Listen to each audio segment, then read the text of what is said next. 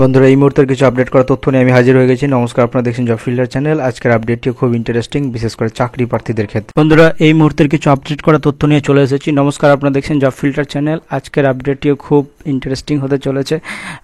তো আপডেটটি জানতে হলে আমার চ্যানেলের সাথে জুড়ে থাকুন আর দেখুন আজকের এই বিস্তারিত আপডেট। বন্ধুরা, আজকের আপডেটটি খুব ইন্টারেস্টিং বলার কারণ হলো যে এসএসসি শিক্ষক নিয়োগের যে দুর্নীতি, তারই একটা বিস্তারিত আপডেট আপনারা হয়তো গতকাল পেয়েছেন, কিন্তু তার থেকেও একটু পুঙ্খানুপুঙ্খভাবে আলোচনা করব এই ভিডিওর মাধ্যমে। সুতরাং আমার সাথে জুড়ে থাকবেন। যাই হোক, এসএসসি শিক্ষক নিয়োগের দুর্নীতি আপনার আমার অজানা কিছু নেই, সব কিছুটাই জানা।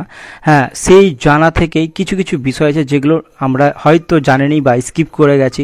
তো সেই বিষয়গুলি হচ্ছে যে শীঘ্রই সব এসএসসি নিয়োগ দুর্নীতির মামলার রায় দিতে চলেছে কিন্তু কলকাতা হাইকোর্ট। আপনি বারবার বলছেন প্রত্যেকটা কেস কিন্তু কলকাতা হাইকোর্টে করা হয়েছিল। তার পরিপ্রেক্ষিতে আগামী সোমবার এসএসসির সব নিয়োগ মামলার রায় বের হতে পারে বলে জানা গিয়েছে। এরকম একটা তথ্য এসছে আমাদের কাছে। অন্তত 25,000 চাকরি প্রার্থীর যে ভবিষ্যৎ কিন্তু নির্ভর করছে এই মামলাগুলির ওপর। আরও জানা গিয়েছে যে সুপ্রিম কোর্টের যে ডেডলাইন মানে রায় দান করতে চলেছে কলকাতা হাইকোর্টের স্পেশাল ডিভিশন বেঞ্চ, বিচারপতি দেবাংশু বসাকের ডিভিশন বেঞ্চে আগামী সোমবার এই রায় ঘোষণার সম্ভাবনা আছে। তো যাই হোক, আর একটু কিছু বিষয় জানতে পারা গেছে যে শুক্রবার রায় দেওয়ার সম্ভাবনা থাকলেও সেটা কিন্তু পিছিয়ে সোমবার হবে, এমনটাই কিন্তু তথ্য জানা যাচ্ছে। আদৌ কতটা যুক্তিসঙ্গত সেটা এখনও পর্যবেক্ষণ করা হয়নি, তবে এটুকু নির্ধারিতভাবে বলা যেতে পারে, সম্ভবতভাবে বলা যেতে পারে। এর আগে কলকাতা হাইকোর্ট নির্দেশ মেনে প্রায় 5,000 চাকরি বাতিল করে SSC.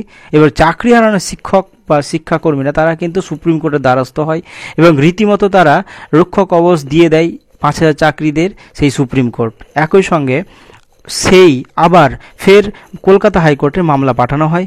Group C, group D, নবম, দশম, একাদশ, দ্বাদশ শ্রেণীর যে 25,000 নিয়োগের যে ত্রুটি খতিয়ে দেখতে বিশেষ ডিভিশন বেঞ্চের গড়ে ফয়সালার পরামর্শ দেন সুপ্রিম কোর্ট। 6 মাসের মধ্যে শুনানি শেষ করতে নির্দেশ দেয় শীর্ষ আদালত। দেশের সর্বোচ্চ আদালত নির্দেশ মেনেই কিন্তু রায় দিতে চলেছে ডিভিশন বেঞ্চ।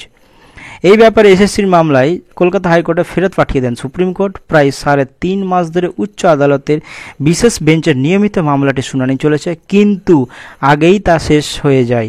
তবে রায় স্থগিত রেখে আদালত প্রতিদিন বিচারপতি দেবাংশু বসাক এবং বিচারপতি মোহাম্মদ সব্বর রশিদির ডিভিশন বেঞ্চে শুনানি হয়েছে এই মামলার। অবশেষে মামলার রায় হতে চলেছে। তো যাই হোক, এই ছিল একটি আপডেট। এই আপডেটের যে রায় সেটা কিন্তু আজ শুক্রবার, আজকে না হওয়ার চান্সটা খুব কম, তবে সোমবারের দিকে হওয়ার চান্সটা অতিরিক্ত বা প্রবল, এমনটাই কিন্তু অনুমান করা যায়। তো এর পারপাসে অনেক রকম অনেকভাবে বিভ্রান্তকর তথ্য দিতে পারে, বাট আমি যেটুকু পারলাম চেষ্টা করলাম আপনাদের কাছে তুলে ধরার। তো অবশ্যই এর মধ্যে কোনো আপডেট আসলে অবশ্যই আমি দেব। ততক্ষণের জন্য আপনারা সকলেই ভালো থাকবেন, সুস্থ থাকবেন। ধন্যবাদ।